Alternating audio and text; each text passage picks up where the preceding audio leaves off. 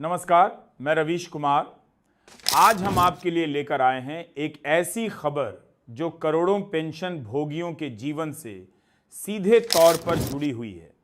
एक ऐसी खबर जो उनके भविष्य की दिशा तय कर सकती है। कर्मचारी भविष्य निधि संगठन यानी ईपीएफओ के पेंशन धारकों के लिए एक बहुत बड़ी और महत्वपूर्ण चर्चा छिड़ी हुई है। सोशल मीडिया और विभिन्न डिजिटल प्लेटफॉर्म्स पर एक दावा आग की तरह फैल रहा है कि सरकार ने पेंशन में एक ऐतिहासिक क्रांति लाने का फैसला कर लिया है। दावा यह है कि 20 में डिजिटल प्लेटफॉर्म्स अब हर पेंशन भोगी को न्यूनतम 7,500 रुपये की गारंटीड मासिक पेंशन मिलेगी। और इतना ही नहीं, इस पेंशन पर महंगाई भत्ते यानी डीए का डबल फायदा भी दिया जाएगा। यह खबर एक उम्मीद की किरण बनकर उन लाखों बुजुर्गों तक पहुंची है जो अपनी सेवानिवृत्ति के बाद एक सम्मानजनक जीवन जीने के लिए संघर्ष कर रहे हैं। कहा जा रहा है कि कर्मचारी पेंशन योजना 1995 में अब तक का सबसे बड़ा बदलाव होने जा रहा है। एक ऐसा बदलाव जो पेंशन की परिभाषा ही बदल देगा। इसके साथ ही एक और चौंकाने वाली बात सामने आ रही है कि प्रोविडेंट फंड पर अब 3 गुना तक ब्याज मिल सकता है, जिसका पैसा सीधे आपके बैंक खाते में आएगा। और इसके लिए एक नया चार्ट भी तैयार कर लिया गया है। ये दावे सुनने में जितने आकर्षक लगते हैं, उतने ही गंभीर सवाल भी खड़े करते हैं। क्या वास्तव में ईपीएफओ ने ऐसा कोई फैसला लिया है? क्या करोड़ों पेंशन धारकों के खाते में सचमुच हर महीने 7,500 रुपये आने वाले हैं? क्या महंगाई की मार से बचाने के लिए डीए का सुरक्षा कवच भी मिलेगा? और क्या पीएफ पर 3 गुना ब्याज की बात में कोई सच्चाई है? आज हम इन्हीं दावों की गहराई से पड़ताल करेंगे। हम आपको बताएंगे कि इस खबर का स्रोत क्या है, इसमें कितनी सच्चाई है और कितनी अफवाह। हम तथ्यों और आधिकारिक बयानों के आधार पर विश्लेषण करेंगे कि पेंशन को लेकर सरकार की असली योजना क्या है। यह केवल एक खबर नहीं, बल्कि देश के उन करोड़ों वरिष्ठ नागरिकों के सम्मान और सुरक्षा का सवाल है जिन्होंने अपनी पूरी जिंदगी देश की सेवा में लगा दी। इसलिए हमारे साथ अंत तक बने रहिए, क्योंकि हम पर्दा उठाएंगे इस बहुत बड़ी और महत्वपूर्ण अपडेट के पीछे की पूरी सच्चाई से। हम विस्तार से चर्चा करेंगे कि कर्मचारी भविष्य निधि संगठन की ओर से वास्तव में क्या कदम उठाए जा रहे हैं और पेंशन धारकों के लिए भविष्य की तस्वीर क्या हो सकती है। सबसे पहले उस दावे का विश्लेषण करते हैं जो सबसे ज्यादा सुर्खियां बटोर रहा है। हर महीने 7,500 रुपये की गारंटीड पेंशन और उस पर महंगाई भत्ते का लाभ। यह दावा भारत के करोड़ों सेवानिवृत्त श्रमिकों के लिए आशा की एक नई किरण लेकर आया है। कल्पना कीजिए उस पेंशन भोगी की जिसे आज मात्र 1,000 या 1,500 रुपये की मामूली पेंशन मिलती है। इस कमरतोड़ महंगाई के दौर में, जहां दवाइयों, राशन और घर के छोटे मोटे खर्चों को पूरा करना भी एक चुनौती है, वहां 7,500 रुपये की राशि एक बहुत बड़ा संबल बन सकती है। यह राशि न केवल उनकी मूलभूत आवश्यकताओं को पूरा करेगी, बल्कि उन्हें एक गरिमापूर्ण जीवन जीने का अवसर भी देगी। इस महत्वाकांक्षी योजना के पीछे का तर्क यह बताया जा रहा है कि यह देश की सामाजिक सुरक्षा व्यवस्था में एक क्रांतिकारी बदलाव का प्रतीक होगी। योजना की सबसे बड़ी विशेषता यह बताई जा रही है कि इसके साथ लाभार्थियों को महंगाई भत्ता भी दिया जाएगा, जो समय समय पर संशोधित होता रहेगा। यह पहल उन लाखों कर्मचारियों के लिए एक वरदान साबित होगी जिन्होंने अपने कार्यकाल के दौरान राष्ट्र निर्माण में अपना बहुमूल्य योगदान दिया है। ईपीएफओ का यह कथित कदम भारतीय श्रमिक समुदाय के कल्याण की दिशा में एक सार्थक और ऐतिहासिक प्रयास माना जा रहा है।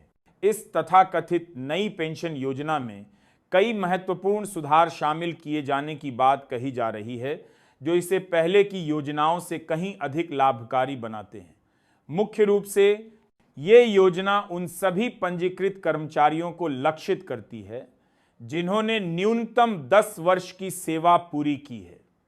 कर्मचारी पेंशन योजना यानी ईपीएस में नियमित रूप से अंशदान करने वाले व्यक्ति ही इस योजना के पात्र होंगे।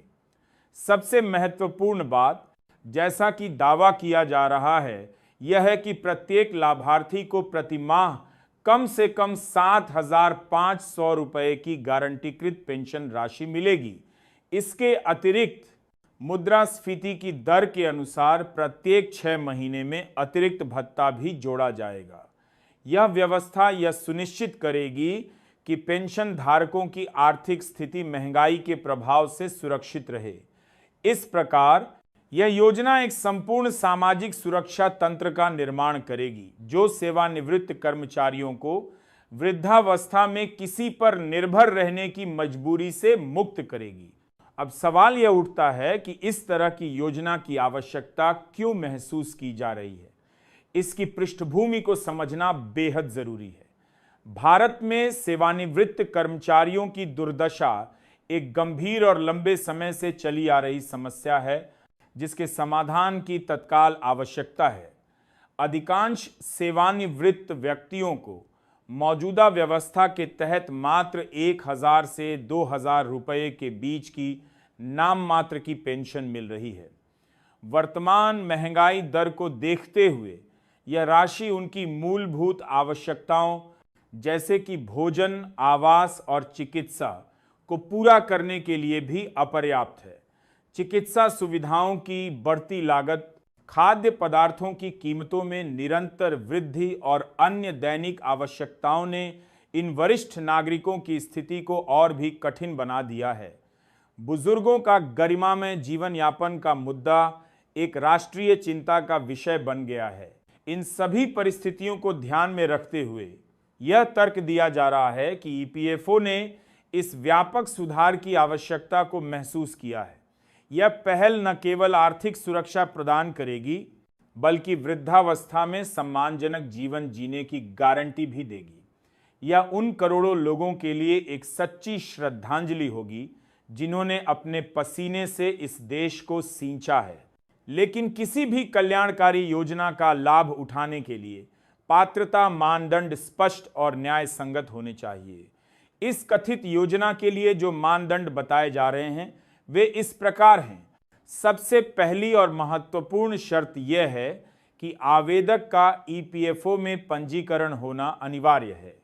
दूसरे, कर्मचारी पेंशन योजना में नियमित योगदान देने का प्रमाण भी प्रस्तुत करना होगा। तीसरे, न्यूनतम 10 वर्ष की निरंतर सेवा की शर्त को पूरा करना अनिवार्य होगा। चौथी शर्त यह है कि सेवानिवृत्ति की निर्धारित आयु, जो कि 58 वर्ष है, पूर्ण होनी आवश्यक है। एक और महत्वपूर्ण बात यह है कि जिन व्यक्तियों ने अपने सेवाकाल के दौरान अपना पूरा पेंशन फंड निकाल लिया है, वे इस योजना के पात्र नहीं होंगे। ये सभी शर्तें यह सुनिश्चित करने के लिए डिजाइन की गई हैं कि वास्तविक हकदार व्यक्ति को ही इस योजना का लाभ मिले और इसका दुरुपयोग न हो। पात्रता की जांच के लिए सभी आवश्यक दस्तावेजों का गहन सत्यापन भी किया जाएगा। अब बात करते हैं इस कथित नई पेंशन योजना की सबसे उल्लेखनीय विशेषता की, महंगाई भत्ते का प्रावधान। ये एक ऐसा तत्व है जो इसे अन्य सभी मौजूदा योजनाओं से बिल्कुल अलग बनाता है। दावा यह है कि केंद्र सरकार के कर्मचारियों की ही भांति अब ईपीएफओ के पेंशन धारकों को भी महंगाई भत्ता मिलेगा। इस भत्ते की दर राष्ट्रीय मुद्रास्फीति के आंकड़ों के आधार पर निर्धारित की जाएगी। प्रत्येक 6 महीने में इस भत्ते की समीक्षा की जाएगी और आवश्यकता के अनुसार इसमें संशोधन भी किया जाएगा। यहाँ के क्रय खासी की दूसरी व्यवस्था पेंशन धारकों की क्रय शक्ति को बनाए रखने में अत्यंत सहायक होगी। मुद्रास्फीति के कारण होने वाली वास्तविक आय की हानि से भी यह बचाव करेगी। इस प्रकार पेंशन धारकों की आर्थिक स्थिति समय के साथ सुधरेगी, न कि घटेगी। यह प्रावधान दीर्घकालीन आर्थिक सुरक्षा प्रदान करने में अत्यंत ही महत्वपूर्ण साबित हो सकता है। माथिस 20 इस योजना के व्यवहारिक प्रभाव को समझने के लिए कुछ वास्तविक उदाहरणों पर विचार करना आवश्यक है। मान लीजिए एक व्यक्ति श्री रामलाल, जिन्होंने 30 वर्षों तक एक निजी कारखाने में श्रमिक के रूप में काम किया। उन्हें सेवानिवृत्ति के बाद पहले मात्र 2000 रुपये की मासिक पेंशन मिल रही थी। इस राशि में घर चलाना लगभग असंभव था। अब इस नई योजना के तहत उन्हें 7500 रुपये की न्यूनतम पेंशन मिलेगी, जो उनकी पिछली पेंशन से लगभग 4 गुना अधिक है। इसी तरह एक और उदाहरण लेते हैं श्रीमती शांति देवी का, जिन्होंने 25 वर्षों तक एक स्कूल में सहायक के रूप में काम किया। उन्हें पहले मात्र 1200 रुपये मिलते थे, लेकिन अब वह 7500 रुपये की हकदार होंगी। यह वृद्धि उनके जीवन स्तर में एक आमूलचूल परिवर्तन लाएगी। इन उदाहरणों से यह स्पष्ट होता है कि यह योजना वास्तविक अर्थों में जीवन बदलने की क्षमता रखती है। महंगाई भत्ते के कारण यह राशि समय के साथ बढ़ती भी रहेगी। ऐसे अनगिनत परिवार हैं जिनके लिए यह योजना आशा की एक नई और मजबूत किरण लेकर आ सकती है। हालांकि किसी भी बड़ी और महत्वाकांक्षी योजना की भांति इसके क्रियान्वयन में कुछ चुनौतियों का सामना भी करना पड़ सकता है। सबसे बड़ी चुनौती ये होगी कि सभी पात्र व्यक्तियों तक इस योजना की सही जानकारी पहुंचाई जाए। ग्रामीण और दूरदराज के क्षेत्रों में जहां डिजिटल साक्षरता की कमी है, ये एक बड़ी समस्या हो सकती है। इसके समाधान के लिए यह बताया जा रहा है कि ईपीएफओ द्वारा बड़े पैमाने पर जागरूकता अभियान चलाए जाएंगे। सामुदायिक सेवा केंद्रों और डाकघरों के माध्यम से आवेदन प्रक्रिया में सहायता प्रदान की जाएगी। दस्तावेजों के सत्यापन में समय लग सकता है, लेकिन एक सुव्यवस्थित डिजिटल प्रक्रिया इसे तेज और पारदर्शी बनाएगी। एक और महत्वपूर्ण चिंता का विषय धन की उपलब्धता हो सकता है। करोड़ों पेंशन भोगियों को इतनी बड़ी राशि हर महीने देने के लिए एक विशाल कोष की आवश्यकता होगी। हालांकि यह तर्क दिया जा रहा है कि सरकार इसके लिए पर्याप्त बजट का आवंटन करने के लिए प्रतिबद्ध है। भ्रष्टाचार से बचने के लिए पूरी प्रक्रिया को पारदर्शी और ऑनलाइन बनाया गया है, जिससे किसी भी तरह की हेराफेरी की गुंजाइश कम से कम हो। नियमित निगरानी और समीक्षा से इन समस्याओं का समाधान संभव है, ताकि योजना का लाभ सही व्यक्ति तक पहुंच सके। इस योजना की सफलता के बाद भविष्य में इसके और भी विस्तार की संभावनाएं तलाशी जा सकती हैं।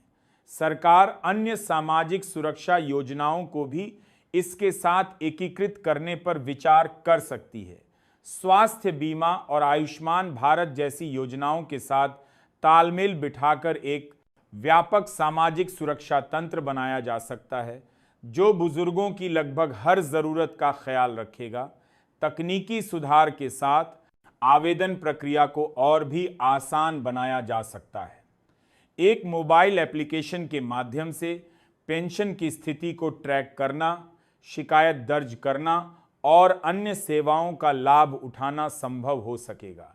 कृत्रिम बुद्धिमत्ता यानी आर्टिफिशियल इंटेलिजेंस का उपयोग करके पात्रता की जांच को स्वचालित बनाया जा सकता है, जिससे प्रक्रिया और भी तेज और सटीक हो जाएगी। अन्य देशों की सफल पेंशन योजनाओं से सीख लेकर इसमें निरंतर सुधार किए जा सकते हैं।